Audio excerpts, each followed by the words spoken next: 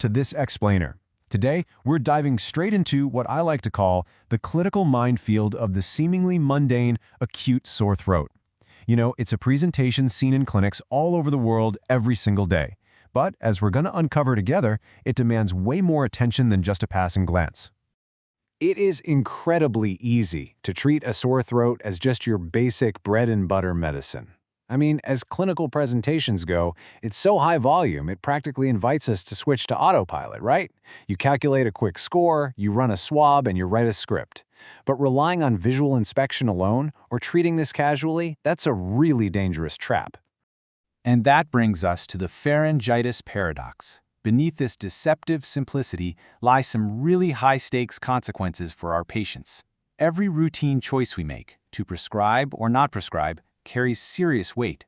We aren't just treating a symptom here. We're navigating a tightrope of clinical reasoning. So here's our diagnostic journey for today. First, the autopilot trap. Second, viruses versus bacteria. Third, scoring the sore throat. Fourth, smart diagnostic testing. And finally, the stewardship tightrope. All right, let's jump right into Section 1, the autopilot trap. Let's actually look at these hidden traps. First up is the amoxicillin trap. Literally every winter, clinicians accidentally trigger severe, full-body rashes by prescribing empiric amoxicillin for what they assumed was bacterial, but was actually the Epstein-Barr virus, the cause of mono. Then we have the ghost of Lemierre's. Fusobacterium nicriforum is quietly emerging as a primary pathogen in young adults. A standard throat swab completely misses it, and missing it carries a terrifying risk of dangerous blood clots in the neck. So the crucial point here? A simple swab misses dangerous emerging pathogens, and guessing by sight often leads to massive allergic-like rashes. This puts us firmly on a stewardship tightrope. In an era of rampant antimicrobial resistance, every single just-to-be-safe antibiotic prescription chips away at global efficacy. Overprescribe, and you're fueling global resistance. But underprescribe, you might miss a true bacterial pathogen, risking severe, pus-forming complications like a throat abscess. Moving on to Section 2, viruses versus bacteria. Take a look at these numbers, because they are pretty striking. An overwhelming majority of adult sore throats, up to 85%, are completely viral. This includes things like rhinoviruses, coronaviruses, adenoviruses, and EBV.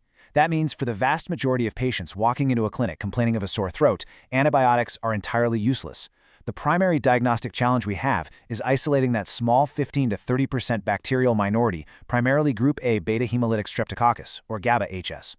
So how do we actually tell them apart in the clinic? Well, while eyeballing it isn't perfect, there are some distinct clues. Viral signs usually involve other upper respiratory symptoms. If a patient has a runny nose, a prominent cough, hoarseness, conjunctivitis, or oral ulcers, it strongly pushes the differential toward a virus. On the flip side, bacterial signs include tonsillar exudates, tender anterior cervical adenopathy, and palatal petechia, those tiny red spots on the roof of the mouth. Looking for the absence of a cough and the presence of palatal petechia helps us isolate that small minority of bacterial group A strep cases. Which brings us to Section 3, scoring the sore throat. To move beyond just educated guesswork, we rely on validated models like the Centaur or the modified McIsaac criteria. These aren't just busy work, folks. They are absolutely vital clinical filters.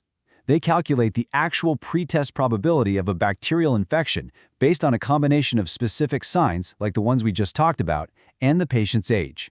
Now, the true superpower of these criteria is what we call their negative predictive value. Basically, if a patient gets a center score of 0 or 1, that effectively rules out group A strep. It completely eliminates the need for diagnostic testing or antibiotics. You can confidently reassure the patient and send them home to rest, knowing you're practicing excellent evidence-based medicine.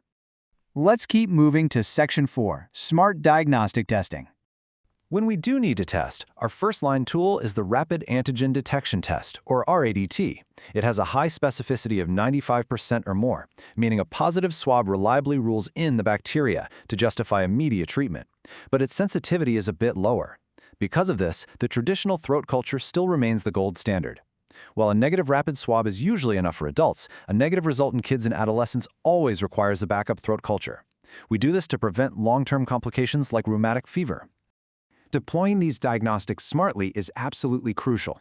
It's exactly how we avoid unnecessary antibiotic exposure. You don't just swab everyone who walks in the door. You score them, filter out the low-risk patients, and selectively test the moderate to high-risk ones. The testing dictates the therapy.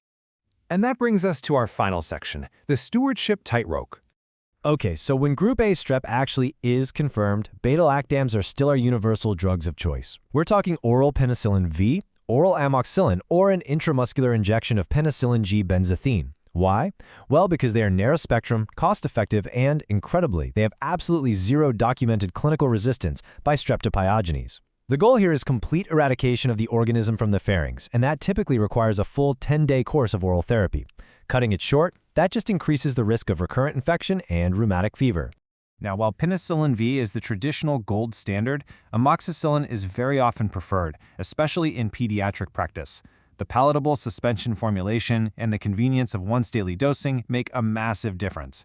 When you're trying to get a child to take medicine for a full 10 days, well, let's just say these factors significantly improve compliance.